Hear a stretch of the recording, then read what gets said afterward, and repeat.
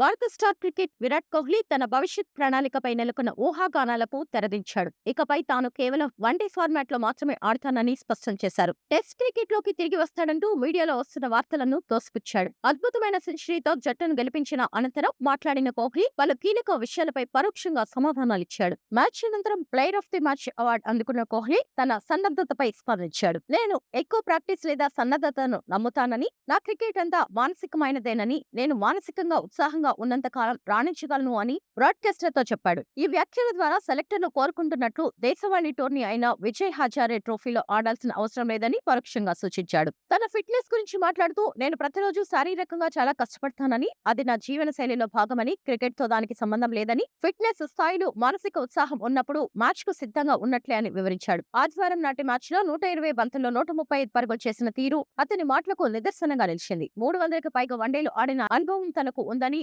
Form లో ఉన్నంత కాలం nets లో గంటన్నర సాధన చేస్తే సరిపోతుందని కోహ్లీ అభిప్రాయపడ్డాడు. నాకు ఇప్పుడు 37 ఏళ్లు కాబట్టి ఆట తర్వాత రికవరీకి కూడా ప్రాధాన్యం ఇవ్వాలి అని తన వయసును గుర్తు చేసుకున్నాడు. తాను ఆడే ప్రతి గేమ్ కు 120% ఆస్వాదిస్తూ ఆడతానని, అదే తన విజయ రహస్యమని కోహ్లీ వెల్లడించాడు.